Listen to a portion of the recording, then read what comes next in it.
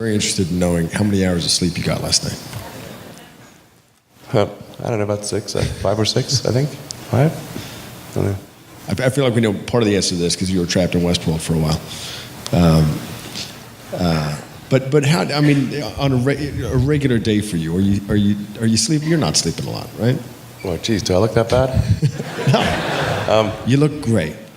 Oh, but we just imagine with the amount of responsibilities, with the amount of, with what you've got going on, do these problems still keep you up at night, or do you think we're on our way to solving them?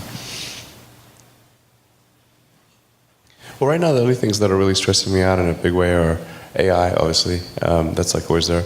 And I'm working really hard on Tesla Model 3 production.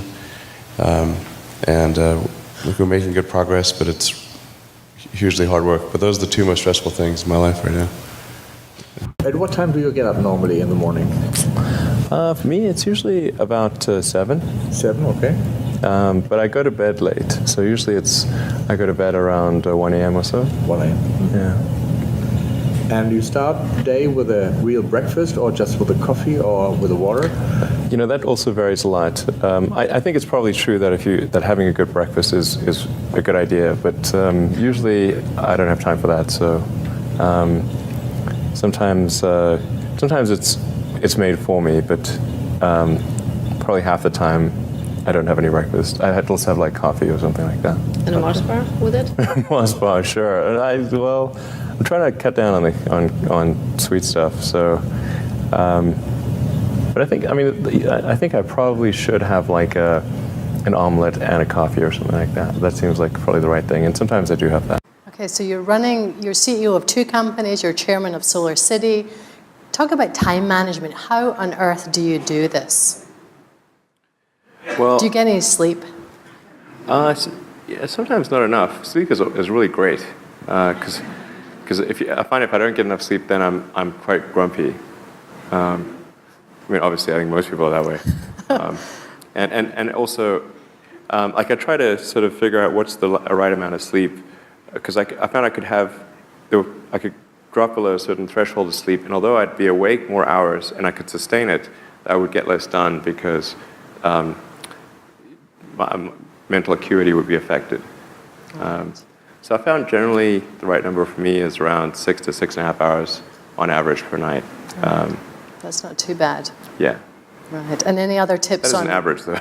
Right. Any other tips on just managing to run 2 companies simultaneously?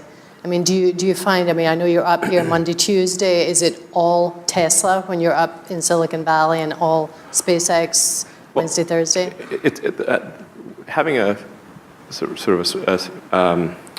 having a smartphone is incredibly helpful, because that means you can do email during interstitial periods, like if you're in a car, you're walking, in the bathroom, everywhere. You can do email practically when you're awake, and so that's really helpful to have email for SpaceX and Tesla integrated on my phone, and then. And then it's just you have to apply a lot of hours to actually working. So the way I generally do it is I'll be working at SpaceX on Monday, and then Monday night fly to the Bay Area, spend Tuesday and Wednesday in the Bay Area, then at Tesla, and then fly back on Wednesday night, spend Thursday and Friday at SpaceX. In the last several months, then I would fly back here on a Saturday and either spend Saturday and Sunday at Tesla or spend Saturday at Tesla and Sunday at SpaceX. And where do the boys fit in? You have 5 sons. Yeah. Do they tag along with Dad on some of these trips? I do drag them along in a lot of things, actually. They're remarkably unimpressed by... What it'll be capable of doing is near perfect control on freeways, even where there's no cars, and near perfect control in any traffic situation where it's tracking a vehicle. So that's, yeah, maybe a different question. Hello?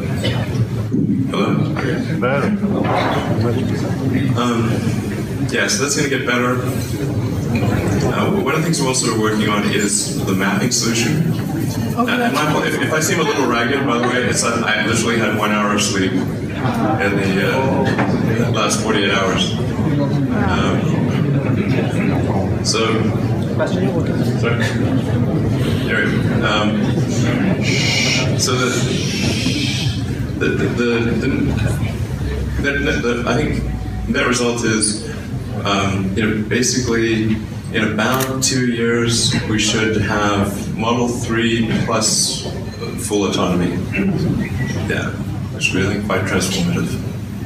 So 3 will have autopilot. What do you mean by Yes. all future Teslas? Yeah. It doesn't work so well in the countryside. The current autopilot does not work on windy roads in the countryside. White lines, really do. What do you mean by full autonomy? Yeah, full autonomy, yes. With autopilot? No human intervention required. Okay. More than the Human intervention optional. Probably 2 years, worst case 3 years. For that. That's the difference. Regulatory approval is a separate track. But in terms of if it being technologically done, it's in the 2 to 3 year time frame. And then we've got the Tesla Powerwall and Power Pack. Some of them are going to sound like, well, you've heard it before, but it's worth re-emphasizing. I think the first is you need to work, depending upon how well you want to do, and particularly if you're starting a company, you need to work super hard. So what does super hard mean? Well, when my brother and I were starting our first company, instead of getting an apartment, we just rented a small office and we slept on the couch. And we showered at the YMCA, and we're so hot up we had just one computer. So the website was up during the day, and I was coding at night, 7 days a week, all the time. And I sort of briefly had a girlfriend in that period, and in order to be with me, she had to sleep in the office. So work hard, like every waking hour. That's the thing I would say particularly if you're starting a company. And if you do simple math, say like, okay, if somebody else is working 50 hours and you're working 100, you'll get twice as much done in the course of a year as the other company. The other thing I'd say is that if you're creating a company or if you're joining a company, the most important thing is to attract great people. So either join a group that's amazing, that you really respect, or if you're building a company, you've got to gather great people. All a company is a group of people that have gathered together to create a product or service. And so depending upon how talented and hardworking that group is, and the degree to which they are focused cohesively in a good direction, that will determine the success of the company. So do everything you can to gather great people if you're creating a company. Then I'd say focus on signal over noise. A lot of companies get confused. They spend money on things that don't actually make the product better. So, for example, at Tesla, we've never spent any money on advertising. We put all of the money into R&D and manufacturing and design to try to make the car as good as possible. I think that's the way to go. So, for any given company, just can keep thinking about, are these efforts that people are expending, are they resulting in a better product or service? And if they're not, stop those efforts. And then the final thing is to sort of don't just follow the trend. So you may have heard me say that it's good to think in terms of the physics approach of first principles, which is rather than reasoning by analogy, you boil things down to the most fundamental truths you can imagine, and you reason up from there. And this is a good way to figure out if something really makes sense, or if it's just what everybody else is doing. It's hard to think that way. You can't think that way about everything. It takes a lot of effort. But if you're trying to do something new, it's the best way to think. And that framework was developed by physicists to figure out counterintuitive things like quantum mechanics. So it's really a powerful method. Anyway, so that's, and then I think that the final thing I would encourage you to do is, now is the time to take risk. You don't have, yeah, you don't have kids. Your obligation. Well, sorry,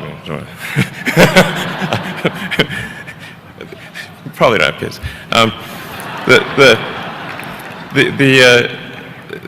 But as you get older, your obligations increase. So and once you have a family, you start taking risk not just for yourself, but for your family as well. It gets much harder to do things that might not work out.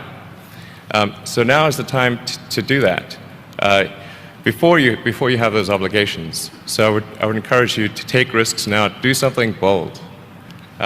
You won't regret it. Thank you.